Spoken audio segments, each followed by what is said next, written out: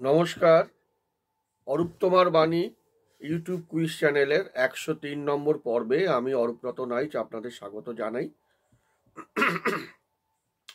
আমাদের এখন পুরোপুরি নভেম্বর, ডিসেম্বর, জানুয়ারি, ফেব্রুয়ারি সারা বছরই চলে। এই 4 মাস একদম কুইজের সিজন চলছে। এক এক দিনে অসংখ্য কুইজ। কিছু জায়গায় কুইজ মাস্টারের দায়িত্ব পালন করতে হয়, কিছু জায়গায় পার্টিসিপেন্ট হিসেবে বসতে হয়। তো সমস্ত মিলিয়ে এই 4 মাস প্রচণ্ড ব্যস্ততা। তার মাঝখান থেকেই আমাদের এই প্রিয় চ্যানেলটাকে তো ভুলে গেলে চলবে না। তো আজকের 103 নম্বর এপিসোডে শুরু করব আমাদের গত সপ্তাহের যে ভিউয়ার্স কোশ্চেন ছিল, তার যারা উত্তরগুলো সঠিক উত্তর দিয়েছেন। বেশ কিছু উত্তর এসছে, অনেকগুলো ভুল আছে। ভুল উত্তরগুলো বলছি না। আর প্রথম 3টে নাম বলবো বলেছিলাম, সেখানে যেহেতু প্রায় 11টার মতো সঠিক উত্তর এসছে, তো সেখান থেকে মাত্র 5টা নাম বলবো। আমাদের গত এপিসোডের প্রশ্ন ছিল যে পারমাণবিক বোমা ফেলার যে আদেশটা, সেটা কে দিয়েছিলেন, কোন ইউএসএ প্রেসিডেন্ট দিয়েছিলেন। অনেকেই চেষ্টা করেছেন, কিন্তু অন্যান্য প্রেসিডেন্টের নাম দিয়েছেন, কেউ রুজভেল্টের কথা বলেছেন। তো উত্তরটা হচ্ছে হ্যারি ট্রুম্যান। হ্যারি ট্রুম্যান, এটা হচ্ছে ভিউয়ার্স কোশ্চেনের উত্তরটা। আর আমাদের আজকের যে ভিউয়ার্স কোশ্চেন, যেটার উত্তর আপনারা পাঠাবেন, সেগুলো পাঠাবেন 8772539559 এই নম্বরে। প্রথম 5জন সঠিক উত্তরদাতার নাম পরের এপিসোডে বলা হবে। তো আজকের ভিউয়ার্স কোশ্চেনটা হচ্ছে,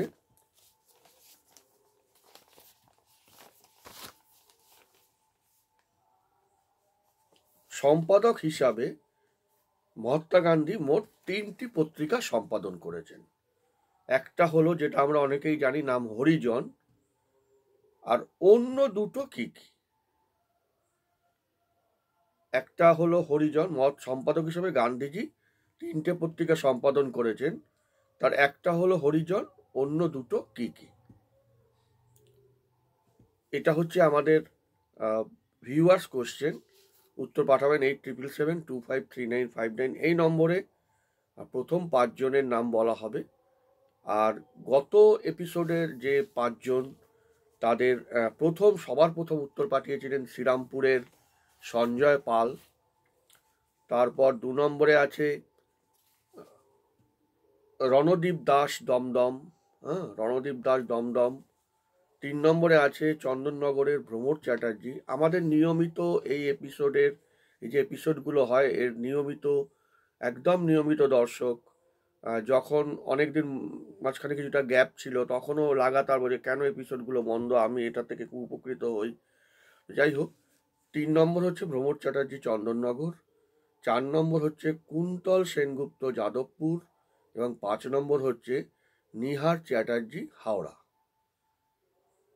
এই 5জন উত্তর দিয়েছেন।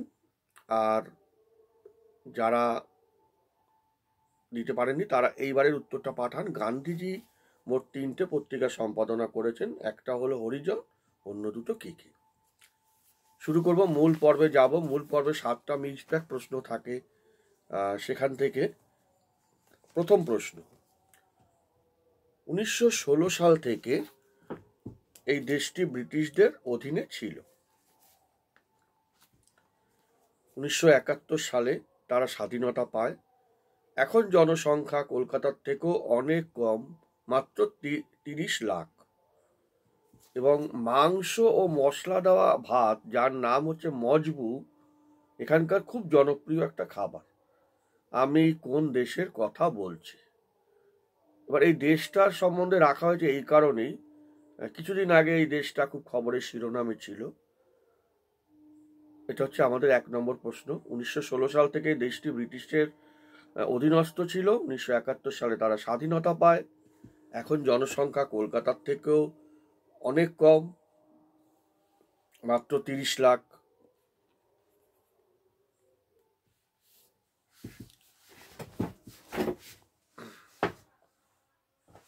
মাংস ও মশলা দেওয়া ভাত, যার নাম মজবু, এখানকার জনপ্রিয় খাবার। আমি কোন দেশের কথা বলছি? এটা হচ্ছে আমাদের 1 নম্বর প্রশ্ন।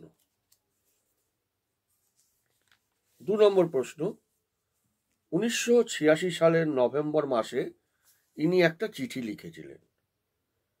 চিঠিটা কিন্তু বন্ধ খামে রাখা আছে। চিঠিটা খোলা হবে 63 বছর পর, 2085 সালে। এটা রাখা আছে একটা বিখ্যাত শহরের স্পেশাল ভল্টে।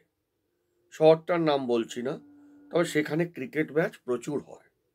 বলতে হবে চিঠিটা কে লিখেছেন। 1986 সালের নভেম্বর মাসে ইনি একটি চিঠি লিখেছিলেন। চিঠিটা খোলা হবে 63 বছর পরে, 2085 সালে।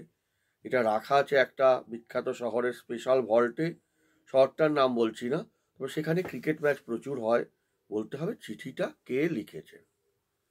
এটা ছিল আমাদের 2 নম্বর প্রশ্ন। 3 নম্বর প্রশ্ন, বিখ্যাত গীতিকার পুলক বন্দ্যোপাধ্যায় একবার প্লেনে করে যাচ্ছেন, বসেছেন উইন্ডো সিটে। এমন সময় প্লেনের এক সুন্দরী এয়ার হোস্টেসকে দেখে তিনি মুগ্ধ হয়ে গেলেন। তার মুখটা দেখে পুলক বন্দ্যোপাধ্যায় এতটাই মুগ্ধ হলেন যে সঙ্গে সঙ্গে একটা গানের লাইন তার মাথায় চলে এলো। হাতের পাশে থাকা ন্যাপকিনে তিনি লিখে ফেললেন একটা কালজয়ী গান, রোমান্টিক গান। পরে মান্না দেকে দিয়ে গানটা গাওয়ালেন। বলতে হবে বিখ্যাত এই রোমান্টিক গানটা কোন গান। আপনারা কিন্তু এই যে প্রশ্নগুলো বলছি, আপনারা উত্তরগুলো ভাবতে থাকুন। পরবর্তীকালে প্রোগ্রাম অনুষ্ঠানটা শেষের আগে আমি এগুলোর উত্তর বলে দেব। এটা ছিল আমাদের 3 নম্বর প্রশ্ন।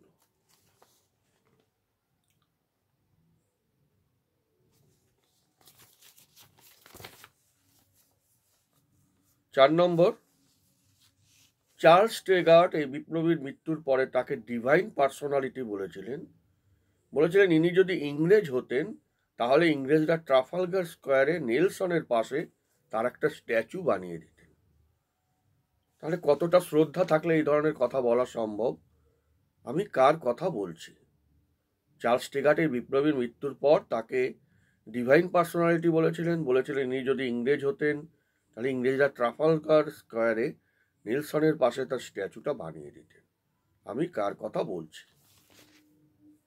আমাদের এটা 4 নম্বর প্রশ্ন। 5 নম্বর প্রশ্ন, 2000 সালে ভারত একমাত্র দেশ যারা যে 3টে প্রতিযোগিতা হয়, মিস ইউনিভার্স, মিস ওয়ার্ল্ড আর মিস এশিয়া প্যাসিফিক, এই 3টে কম্পিটিশনে ভারতীয় প্রতিযোগিনীরা জিতেছিলেন। যারা জিতেছিলেন তারা 3জনই পরবর্তী সময় সিনেমা জগতে চলে আসেন। কোন 3জন? এটা হচ্ছে আমাদের 5 নম্বর প্রশ্ন। 6 নম্বর, একটা নামের সিরিজ বলছি। রামকুমার, কাত্যায়নী, রামেশ্বর আর সর্বমঙ্গলা, এই লিস্টের অন্য এবং শেষ নামটা কি? খুব বিখ্যাত শ্রদ্ধেয় একজন মানুষের নাম চলে আসবে এই লিস্টে। রামকুমার, কাত্যায়নী, রামেশ্বর এবং সর্বমঙ্গলা।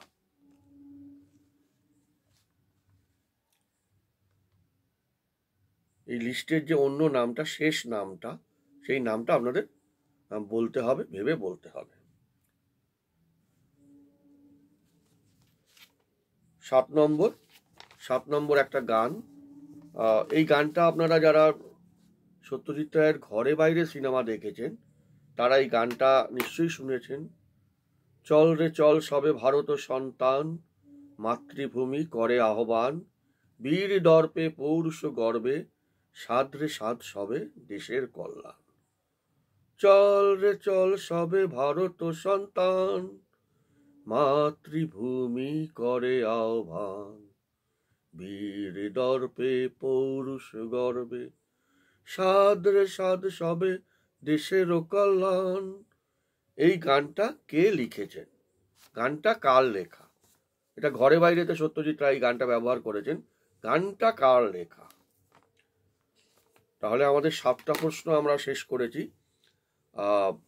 আপনারা ভিউয়ার্স কোশ্চেনের উত্তরটা ভাবতে থাকবেন। গান্ধীজির সম্পাদিত 3টে পত্রিকার একটার নাম বলেছি, অন্য দুটোর নাম একটু তাড়াতাড়ি পাঠাবেন, কেননা ভিডিওগুলো খুব তাড়াতাড়ি এখন বেরোবে। সেই অর্থে যাদের ওই এপিসোডের পাবলিশড এপিসোডটা বেরোনোর আগে যে নামগুলো পাবো সেই নামগুলোই বলা হবে। আমাদের আজকের উত্তর, প্রথম যে দেশটার কথা বলেছিলাম সেটার উত্তরটা হচ্ছে কাতার। কিছুদিন আগে বিশ্বকাপ হয়ে গেছে, বিশ্বকাপ ফুটবল। তারপর একজনের সম্বন্ধে বলেছিলাম, ওনার একটা চিঠি ভল্টে রাখা আছে। কার সম্পর্কে আমি বলেছি? ব্রিটেনের প্রয়াত রানী দ্বিতীয় এলিজাবেথ। চিঠিটা রাখা আছে সিডনির ভল্টে, অস্ট্রেলিয়ার সিডনি শহরের ভল্টে। 3 নম্বর, পুলক বন্দ্যোপাধ্যায় মুগ্ধ হয়েছিলেন এয়ার হোস্টেসকে দেখে। তারপর তিনি যে গানটা সৃষ্টি করেছিলেন সেটা হচ্ছে ও চাঁদ সামলে রাখো জোছনাকে।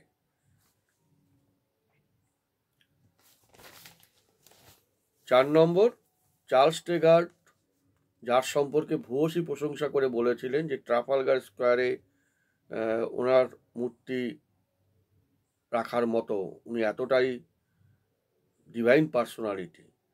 ইনি হচ্ছেন যতীন্দ্রনাথ মুখোপাধ্যায়, বা আমরা যাকে বাঘা যতীন নামে জানি।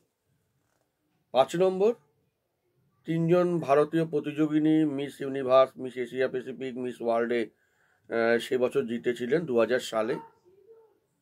3জন হলেন, পরবর্তী সালে 3জনই সিনেমায় চলে গিয়েছিলেন। একজন হলেন লারা দত্ত, একজন হলেন প্রিয়াঙ্কা চোপড়া, একজন হলেন দিয়া মির্জা।